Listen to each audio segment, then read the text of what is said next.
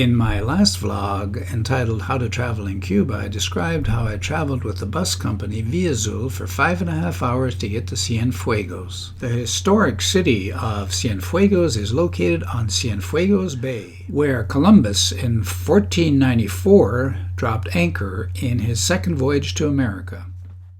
In historic Parque Jose Marti in the center of Cienfuegos, you'll find a map right in the middle of the square. Without a doubt, this is the best natural harbor in all of Cuba. It has a very important commercial port as well as a naval base that made history in 1957 with a revolt that preceded the revolution in 1959. Independencia, 1898. National martyr. Found in every town square. As I walk along Avenida 54, the pedestrian street, towards Plaza Jose Marti, I can feel the aura of history that exudes this city. Historically, if you want to go way back, the indigenous people of Cuba were called the Taino. In 1819, the city was settled by French immigrants from Bordeaux and Louisiana, led by Don Louis de Clouet. Because of its French origins, its architecture, and its own Arc de Triomphe, it is sometimes referred to as the Paris of Cuba.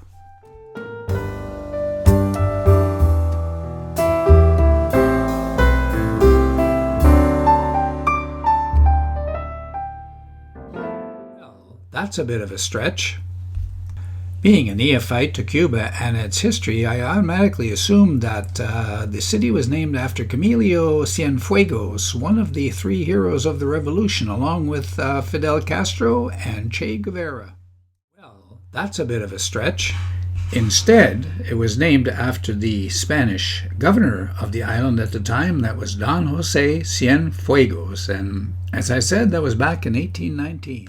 As I'm now approaching Plaza Jose Marti, the impressive building on the left is the provincial legislature.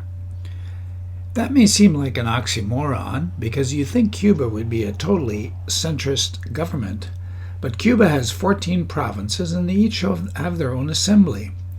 Provincial assemblies oversee transportation and communication system throughout the island and recommend legislation regarding interstate crime and allocation of resources for development. In elections, only members of the PCC, the Parti Comunista de Cuba, are allowed to run. From the provincial legislature, a view into Jose Marti Park, and on the east side is the famous Our Lady of the Immaculate Conception Cathedral, or in Spanish, Catedral de Nuestra Señora de la Purísima Concepción. Geez, Spanish is a nice language. It was built in 1833. In 2005, this cathedral and the entire historic center of Cienfuegos was declared a World Heritage Site by UNESCO. Wow.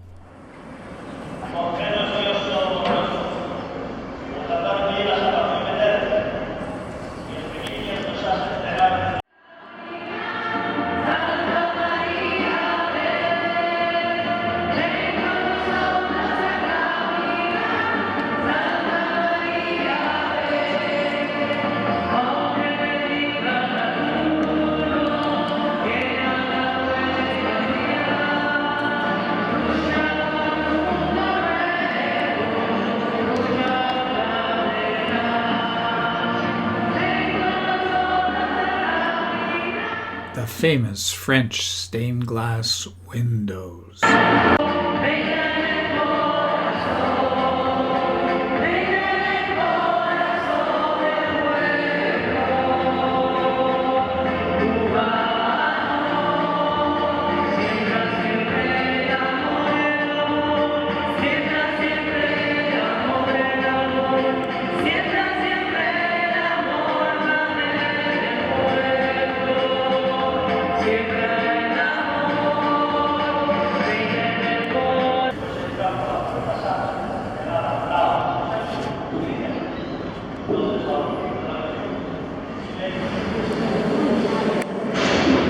Creo en Dios Padre Todopoderoso, Creador del cielo y la tierra. Creo en Jesucristo, su único Hijo, nuestro Señor, que fue concebido por obra y gracia del Espíritu Santo. How did the Catholic Church survive years of Castro's persecution, resulting in a devastated church? The Vatican never did break diplomatic relations with Castro and continued to lobby hard. In 1985, the Church officially accepted not to challenge Fidel Castro's government. In the meantime, liberation theology in South America moved the Church further left. The Church continued to advocate coexistence with the revolution, and in 1998, Fidel welcomed Pope John Paul II. By the way, I include all this information from a historical viewpoint. I'm not trying to convert anybody.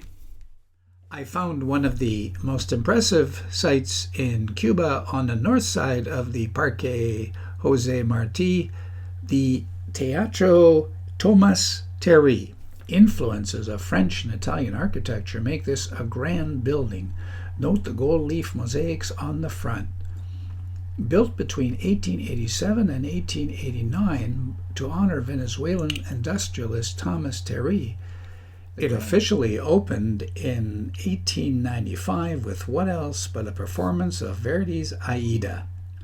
Legendary names included Enrico Caruso and Anna Pavlova. I can't believe it.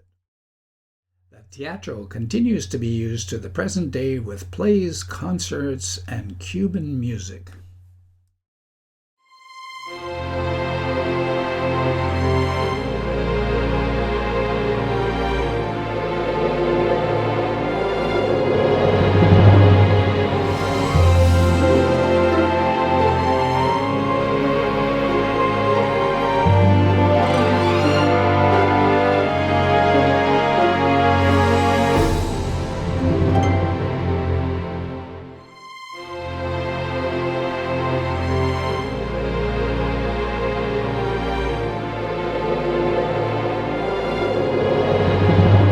Italian operatic tenor Enrique Caruso, who sang to great acclaim at major opera houses of Europe and the Americas.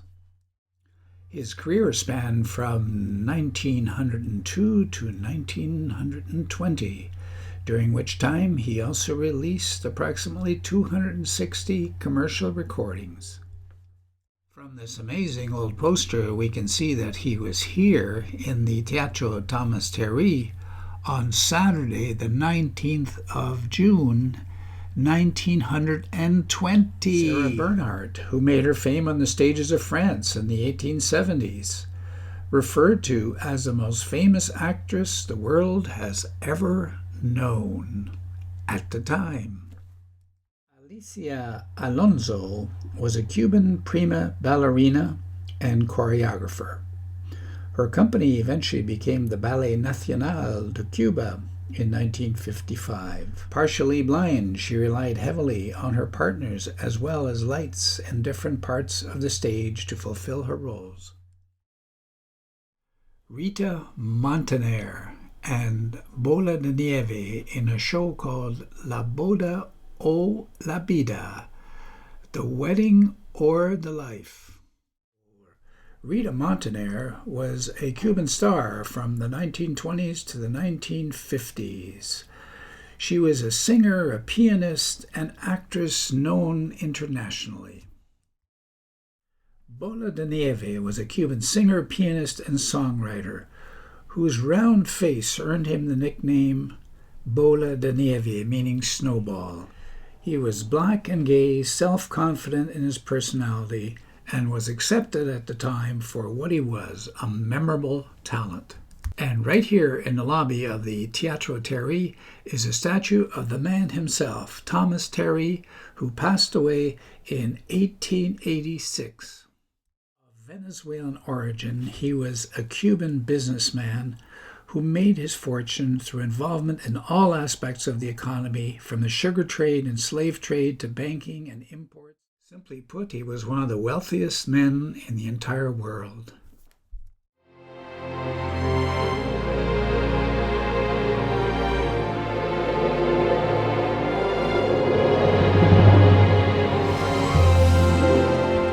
one of the nicest things about travel is you learn so many new things on so many different levels, and that's what happened to me at the Thomas Terry. So I'm in the Terry Teatro Cafe, and I noticed here an interesting guide. It was Yiddish, but the gentleman here says no. It's Hebrew. It's Hebrew. Hebrew, it's right from right to left. Right to left. And Hebrew, right. Yiddish is right from left to right, like Yes. a German language.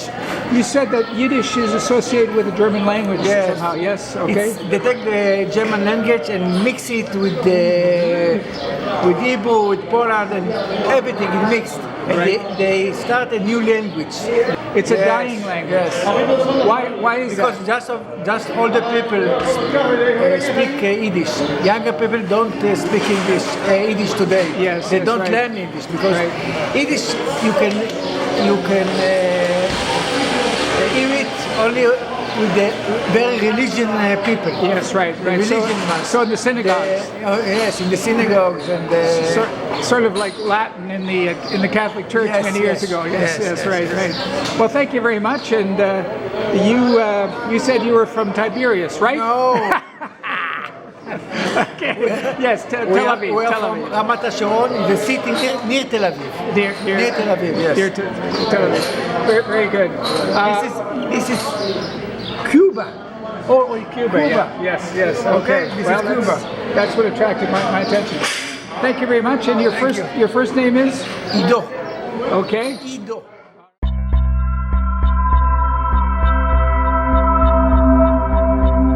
Thank you for viewing Travels with Lobo and my continuing series on Cuba. I'll be back next Friday with more on Cienfuegos.